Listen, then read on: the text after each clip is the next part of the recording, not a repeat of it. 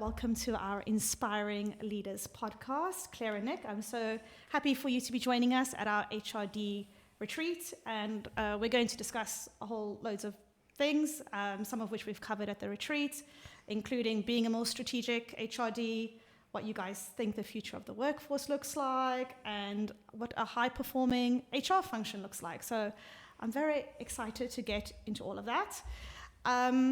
Maybe Claire, I'll start with you. If you could introduce yourself a little bit more about your background, and then for you, how would you describe the business landscape at the moment, and what impact is it having on you as a leader? Well, hi, and thank you for having me here. I'm Claire Costello. I'm the Chief People and Inclusion Officer at Co-operative Group. We're a Manchester-based organisation. We have about 2,500 stores. Most of you know us for our shops, our convenience stores. We also have a funeral care business. We're the largest funeral care provider, insurance and legal services. So we have about 55,000 employees across logistics, stores, obviously support centres as well. So it's quite a broad footprint. I've been with the business since 2019. I have a squiggly career, as we say. So I started many moons ago in finance.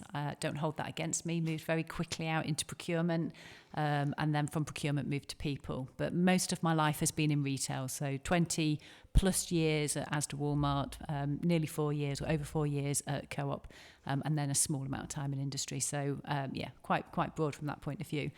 From a business landscape, that variety of experience enables me to look out with a slightly different perspective sometimes. I think we have a very challenging economic landscape for retail and funeral care, actually, in particular, those two parts of our organisation. It's economically challenging for our customers and our members. It's therefore also economically challenging for our employees. We have to be really conscious of that. It's a very competitive marketplace when you think about those more traditional head office skills. It's actually also a very competitive marketplace for our frontline colleagues. It's quite easy to move within the retail industry. Perfect example came from Asda to Co-op. So that in itself gives you a number of talent challenges. And then I suppose the other opportunity, though, is that as an organisation where we've worked really hard over the last 18 months to give ourselves a really good level of financial stability, we're now looking at what does that mean for us and how do we grow. And again, that gives you challenge/opportunity around skills, talent, facing into trying to bring some of those experiences into the organisation. Where do you grow your own? How do you move people around? Versus where are you better off bringing some of that experiencing from outside? But I think overarching all of that is recognising at the minute that it feels like there is just a lot of change happening, both within our business because we've set a new strategy, but also for everybody on their day-to-day lives because of how it feels outside once you leave the office or the shop or wherever it is you seem to be working. And Nick, what about you? You're in banking. Maybe you can tell us a bit more about how things look from that perspective. Yeah, of course. So thank you very much for having me. So I'm Nick Ulycz. I'm the Chief People Officer at Aldermore Bank. Aldermore Bank is a retail bank. It's a multi-specialist savings and lending bank, a little bit smaller than Claire's business. So we've got about 2,500 colleagues, quite a young bank. So we're 15 years old, sort of born and emerged out of the financial crisis, really looking at a segment of customers underserved and slightly undervalued by the mainstream financial services and big traditional banks. Look, many of the things that Claire talks about really are very similar challenges, I think, for our business, and probably, I suppose in some ways, reflect why we come together at events like this, because I think many of the challenges we face are quite common. I think, look, our customers and our colleagues experience a lot of challenges through the cost of living crisis. I think whilst even now we're emerging from that, and perhaps it wasn't quite as bad as perhaps many of us feared, I still think there's a lot for us to navigate and to address. I think us as a business, we look to 2024 with some optimism. I think we're seeing sort of positive trends in terms of the economy starting to recover, but nonetheless we remain cautious. Thank you. What about your role as the CPO in supporting the senior leadership team and the board strategically? where do you think you can make the difference? Yeah, so I think that question about HR being strategic feels slightly old-fashioned to me as a question. And I think, look, I've been in HR a long time now. I've been in HR in various guises since I was 18, which is perhaps longer than I'd like to admit. And I think, look, a few years ago, there was this big debate around HR having a seat at the table, HR being treated as a peer around the executive table. And look, in my experience, either in the organisations I've worked with or the people that I network, I do think that that's dissipated now. And I think certainly post COVID and post the pandemic, I think there's a general acceptance that people, leadership and culture are very strategic items. And I don't think I feel the need to battle for attention either with the executive committee or with the board. So I think that seat at the table is a given. I guess the onus then shifts, doesn't it, to making sure that you use that spotlight and that time and that attention wisely. And I think some of the topics that we're dealing with, you've got the here and now ones. We've talked a little bit already, haven't we, about things like cost of living crisis and the economic challenges. Some of the items that we've covered this morning at the session around the onslaught of like new technology and particularly artificial intelligence and how the world of work will be re-engineered are super strategic topics that ExCos and the boards are interested and engaged in. And I think HR teams having the capability, having a perspective, having data around those topics and being able to engage in a proactive and forward-looking debate, I think is really exciting. Yeah, absolutely. Claire, you mentioned that you guys have just sort of unrolled a new strategy. How are you fitting into that? And maybe talk us a bit more through that. I actually completely agree with what Nick just said about the seat at the table. And again, I find it really interesting having been in 3 professional bodies, so to speak. And it's the same conversation in all of them, which actually is quite interesting. So procurement spent 20 years saying, how do we get a seat at the table? And I've moved into the HR team and I hear exactly the same thing. And it's a bit like, stop talking about it, go and do it. Absolutely, I completely agree. We are not fighting for a seat at the table. It's about you as an individual and the role that you have with your leadership team. Feel very valued by the CEO. And in terms of the strategy, we have an actual underpin. I was going to say pillar, but you can't have a pillar that underpins, can you? If we've got kind of 4 pillars across the top, we've got an underpin that is people, culture, communications. And we've got our own kind of program that sits beneath it that as a leadership team, so our exec in effect, we are using that as the absolute mechanism where we say, this is about skills, this is about behaviours, this is about how we do things around here, not just for the here and now because this is the strategy, but so this is for the here and now in terms of delivering what we need to do for this year and next year, and it is about getting ready, planning for, understanding what investments will need to be made, what changes we need to be ready for that journey through to 2030. So we are doing a lot of work around what does it mean to be skills planning, what does it mean for that future workforce planning, what does it mean for AI, what that impact might be on our workforce. What does that mean from a leadership point of view, and what does that mean from a line manager point of view, because let's be honest, it's the squeeze middle that really makes the difference, and what does it mean for our colleagues. So I would completely concur. I don't feel like I'm fighting for a seat at the table. It's absolutely understood and embedded. I might be quite lucky because of who I have on the board and my CEO, but I've never had to fight for that so far. Yeah, I want to touch on this board piece because we spoke about board alignment this morning, and I'm wondering, like, how do you foster sort of that relationship, and where can boards sort of better support you, especially if we're taking into account what we're speaking about around tech and AI and that future workforce bit? That's a really good question, and I think having a really close relationship with your GC Secretariat and making sure that they are on board with that conversation as well. Again, I would say that I feel very fortunate in that we have a board matrix where we've asked for individuals on the board to lean into specific subjects. So we've just come out of a colleague engagement discussion within the session today. I have 2 board members that I liaise with and work with, and they join us in our National Colleague Voice listening quarterlies, so that they hear direct from our colleagues what's being said and what's on their mind. And then I'll interact with those board members throughout the year on what actions we're taking, what's coming out of our engagement surveys. So it's not just them hearing from me and saying, well, I think the culture looks like this, X, Y, and Z. They hear it straight from our colleagues themselves and have the opportunity to ask them questions, and to mainly the idea is for them to sit and hear, but obviously they'll sometimes lean in. And then the same in terms of one of the other bigger topics that we're working on, which is around inclusion.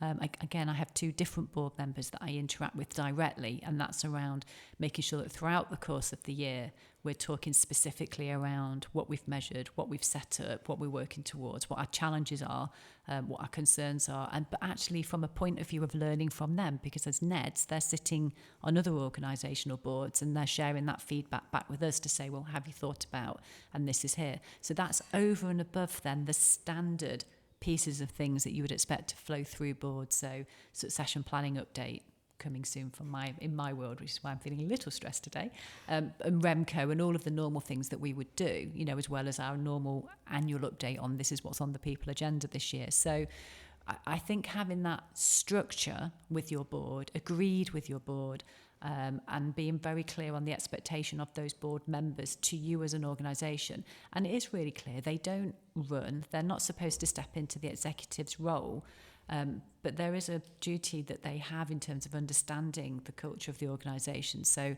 ensuring that they are, stepping up and doing that, but doing it in a way that works for your organisation is pretty critical. But again, feel quite fortunate in that we are already pretty structured down that path. But it's something that I think you can get a lot of value out of. Nick, what about you? And I think especially on that tech piece that you mentioned earlier, it's very different with banks because you have very sort of strong privacy that you need to be thinking about. What do you feel like your board should be asking, and where do you think you could get more support? Look, I absolutely agree with everything Claire said, and I think there's some very, very practical steps there that that people would do well to listen to and apply. Look, there's a couple of things that I would add. I do think that point around your board members are in and out. They often sit on a number of other company boards or are involved at least with other companies, and you can really benefit from that. So it took me a while actually to have the confidence to ask board members their perspective or put a problem on the table, and actually they're normally very generous with their time and their perspective. So I think that's a good thing to do. Often I think when you first start interacting with boards, you start almost from a position of it's a bit almost pupil teacher, and you feel the need to put your best case forward and this perfectly polished answer and product. And actually it takes a lot more confidence, I think, as an executive to say, well, you're finding something really difficult, or where something's a problem, or where it's harder, or where it's not perfect. I think that gives more credibility, I think, when you're giving a good news story. And I think often the board really appreciate and respect, I think, the candour when there is an issue, and they can lean into it. Specifically on your point on technology, I think what many boards find quite difficult in the technology space is the very significant amount of investment that technology change programs often entail, and how do they discharge and exercise good kind of board governance and oversight during a program like that, particularly in a world where we've sort of increasingly moved to agile type methodologies, which don't really have a kind of clear start, clear end, and can kind of ebb and flow. And I think where you can really switch the board off is lots and lots of technical language and jargon that they can't really access, and not really recognising and respecting, I think, that kind of significant oversight, fiduciary responsibility that they have as well. So you need to make sure that you're expressing it in terms that they can access, but also challenge and genuinely perform the oversight role. Sorry, I was just going to add, the point on the language is so true. And even in like our own board reports, It was only by chatting to one of the board members that she said, well, you put touchpoint in. What did you mean by that? And I said, oh, right, yeah, actually, that's something that we use to explain a specific meeting that we have. And you forget, because you know this is language that you're using every single day and means something to your organisation, and your board members are with you, probably if you're lucky 24 days a year. So even down to your own interactions with them, remembering what's your bespoke organisation language as opposed to generic. That's what you'd say to your mate if you were walking down the street. We spoke. You both mentioned that you feel like HR does have a seat at the table in terms of driving strategy. But if we're just thinking about the HR function and its sort of evolving role, perhaps where do you think is like areas it could improve, and maybe even on that skills piece that you guys mentioned, like what does the HR function of the future really need to look like so that it is driving that business strategy? Look, I think many functions have started making this shift, but I do think being increasingly data-led and data-focused in terms of their insights, recommendations and decision-making. And it's not always a natural, hard technical skill for someone who's moved into HR. It's probably what you're doing well, given that you've got a finance background, Claire. But I do think that people who feel comfortable in data and are genuinely interrogating that data, not just kind of retrospectively getting it to fit their argument, I think is incredibly important.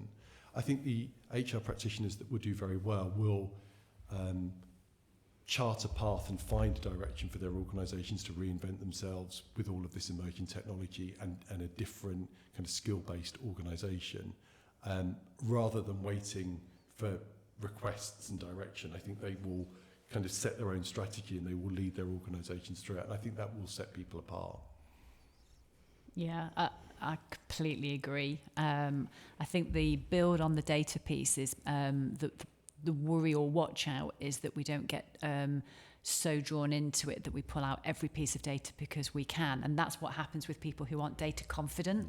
They start to show you absolutely everything as opposed to pulling out what the nuggets are that you really need to see. Why you are looking to measure something. What's the outcome you're looking for? And actually that question is something that, in terms of the broader question that you raised around what is it we're looking for those skills of the future. There's a word that again, moving into this as a non-having grown up in this pillar person, partnering is either loved or hated by people in HR. They either see it as you've belittled the work that I do, or they see it as it's a fantastic way of explaining what we do. The way that I see that word is I understand the strategic goals of the stakeholders that I'm working with, and I understand how they fit into the overall strategy of the organisation. And my role is that I am going to help them charter that path through the next X number of years that will help us be successful as an organisation. Data is absolutely critical in doing that, because the one thing I've really experienced here is even if we can take the emotion out of the argument and the conversation when you're discussing individuals or talent or succession planning or development or skills needs or recruitment or budgets or your annual salary reviews, whatever it happens to be, my gosh, is this space filled with so much emotion. So data really does help you with that conversation. Your receiving stakeholders and peers would always hold data up for their own functions, but as soon as it's their people, they will flip straight back into the emotion of, but X, Y, and Z does this, this, and this, and therefore surely they should be at this grade or have this title, when we know that there's a reason why we have a reward process or a talent review process. So data becomes something that is your source to help you be successful as a function, but it also is something that you're going to have to navigate with your stakeholders, because they're not used to the HR team coming back and going, but here are the facts. So it's reminding yourselves that you're educating your stakeholders on that journey, as well as educating ourselves on that journey. And that will help us to then deliver to not just our plans, but our broader strategies. But for me, that is part of that partnering role, that bit around, helping people understand why certain decisions are important and why they need to be made. And unfortunately, the no word is occasionally needed. Yeah, I think that data analysis part is a big part of it, and data literacy, because we have more data than ever before, but it's and now what? You're needing people to sort of, take it a step forward. We've mentioned AI plenty. So that aside, unless we want to talk a bit more about it, what are the big trends that you are looking at in 2024, and what are you most excited about? From AI specifically, or just technology generally? Well, let's start with AI, and then in HR, in the people function. So for 2024, I don't really see us doing a massive amount of work from a people point of view on AI, other than working incredibly closely with our data technology teams on understanding how they want the organisation to use those tools that are already available to individuals. So I think it's really interesting, this piece around, you could be sat there saying, we're not going to allow anybody to use ChatGPT from an organisational point of view, but everybody has got their personal phone with them, and most of them have got access to the internet. So they might not be using it on their work devices, but they could well be using it on their personal devices. So there's a bit about understanding where is it your organisation wants to sit on that. Are you going to go out there and say, try it, bring it in, but check it and do it knowingly? Or are you going to say, no, we're not going to use it, turn a blind eye to it, but know that people will be scanning it anyway in terms of what they're learning and what they're experiencing, especially our younger generation that are coming through, because they're so on it. They are so on absolutely anything from a technology point of view, because that's their norm. That's what that's how they're growing up today. So I think for us, it's more around what is that going to look and feel like, as opposed to there is something concrete changing today. From a technology point of view, there aren't any major changes this year for us as a people team, because we've got so much other work that we're doing in terms of supporting our broader growth agenda, and that's more around enabling the strategies across the other parts of our organisation. So we are much more focused on data gathering, so getting that better understanding of what our skills footprint looks and feels like today. As with many HR teams, we've got an aspiration of where we'd like to be. We know we're on a big maturity journey to get there. Nick, what about you? Yeah, I would agree with that. And I don't think there are many topics that in 2024 are going to kind of surface up and become the new burning platform. What I do think over the next 3 years will really come up the agenda is productivity. And I think that for several reasons, which is we're in low growth. We've had a lot of wage inflation across the economy. Organisations will want returns, and I think to get those returns, they're going to have to reduce costs. And whether it's AI, whether it's other technology, whether it's other kind of lean models of work and re-engineering work, but I do think there will be big pressure on productivity. And I think it's something that we haven't had to face into when cost of capital was cheap, when we had good economic growth. I think pre-pandemic, we knew that there was a productivity puzzle was emerging. I think that will really come to the fore, and I think that will be a big challenge for the HR profession. And I think it will be particularly hard for people in it.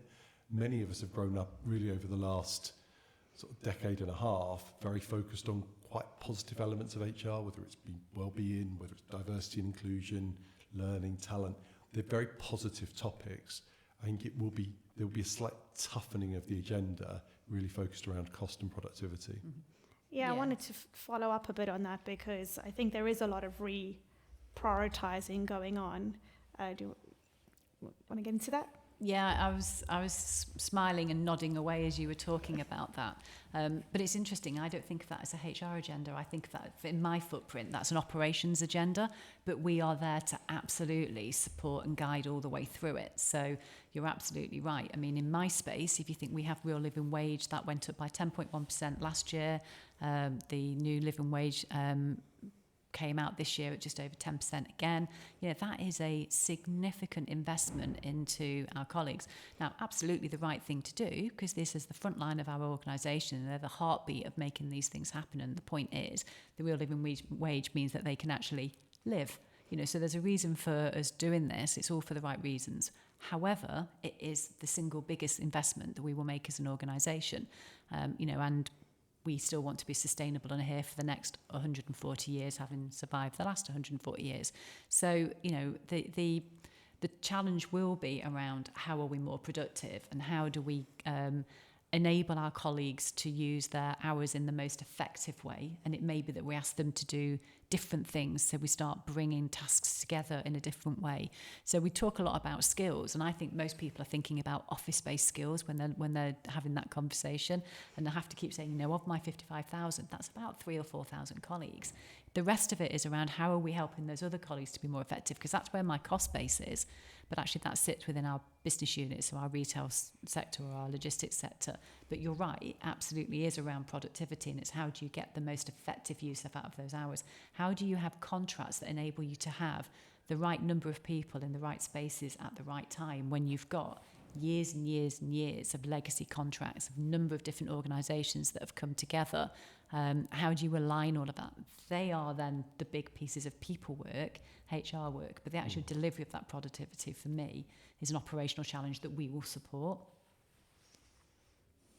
Did you want to add anything? It's kind of linked to, I suppose, priorities for 2024 and this conversation we've started to have about AI. I think one of the concerns, kind of emerging concerns I have, is that as we start to automate increasingly commoditized type roles, so almost entry-level roles, where frankly many of us started our careers, I do worry that our learning development, how people acquire the skills to perform increasingly more complex roles hasn't evolved.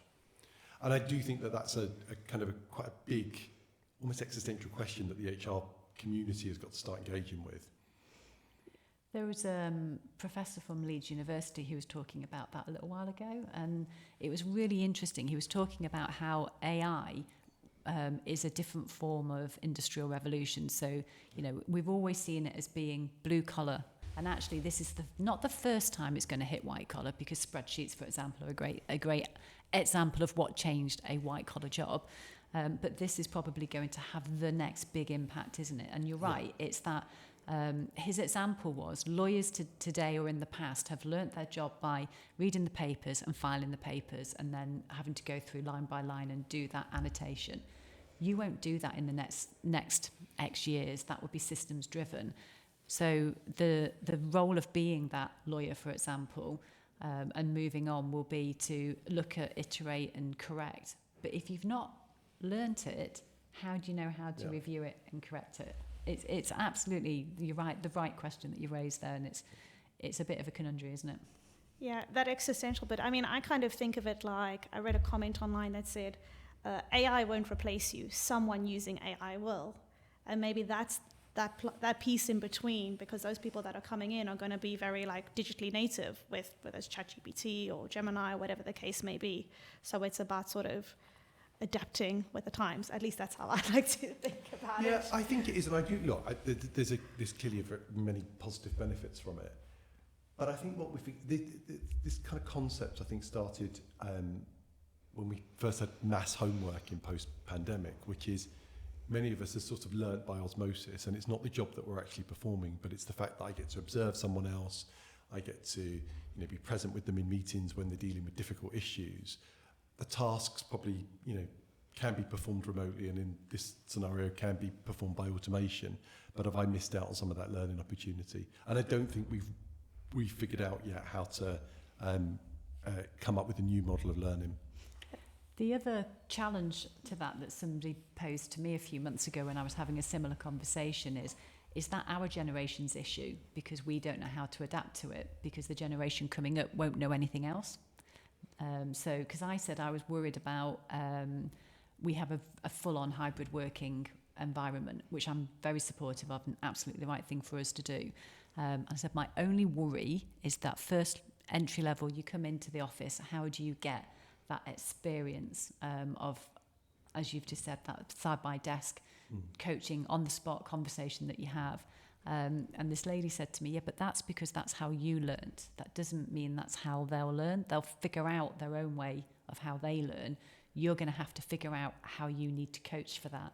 And I just sat there and went, well, that was me told.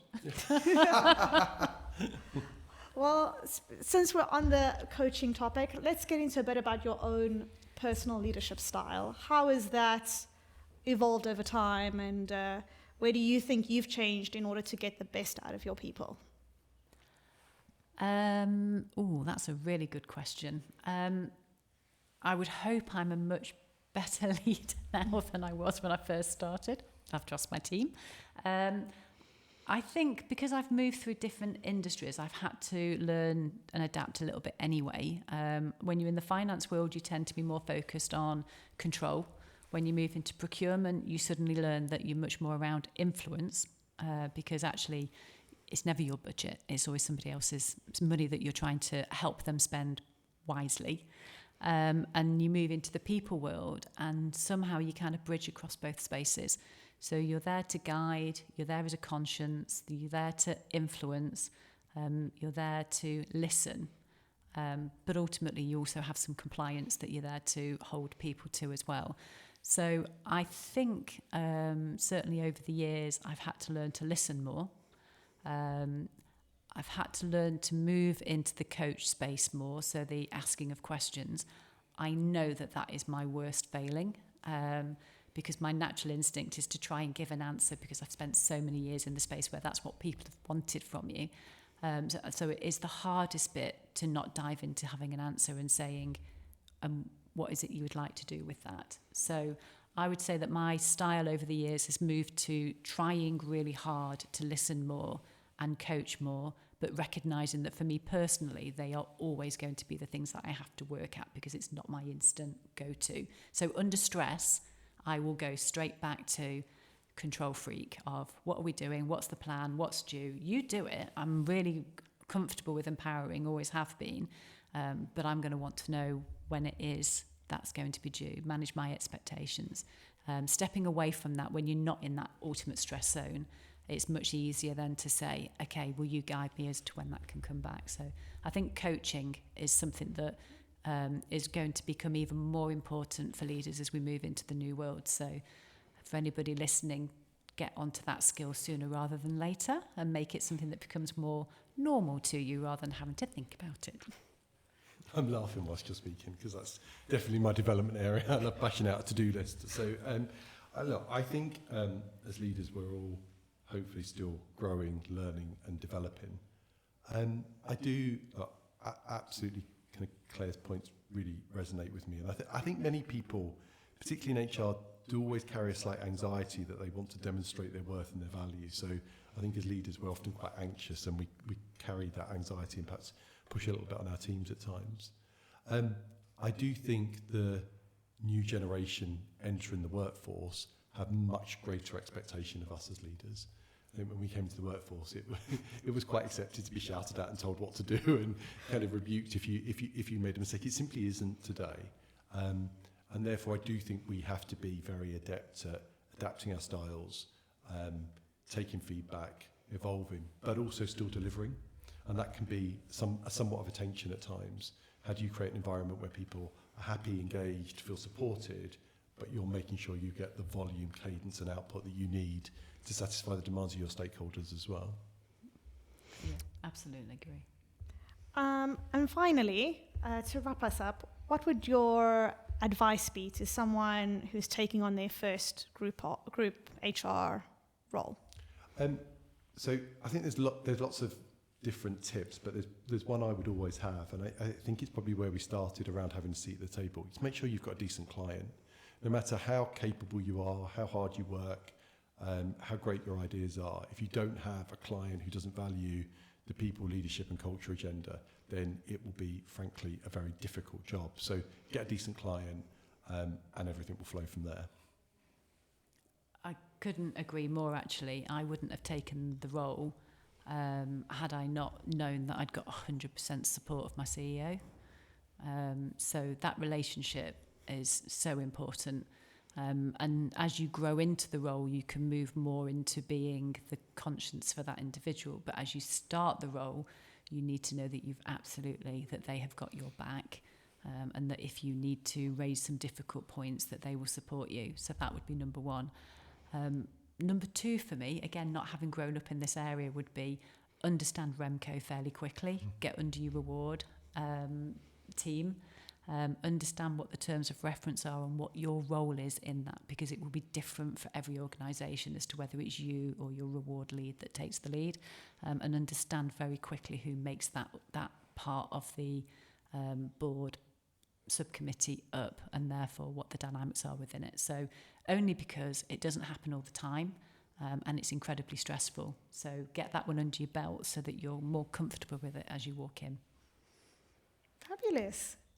There we go. Thank you so much. You were absolutely amazing today. And that's it for our Inspiring Leaders podcast.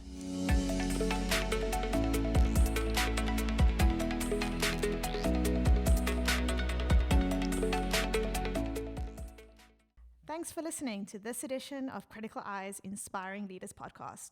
If you like what you hear, make sure to subscribe on Podbean, Spotify, or wherever you get your podcasts. Or follow us on social media to stay up to date with everything Criticaleye.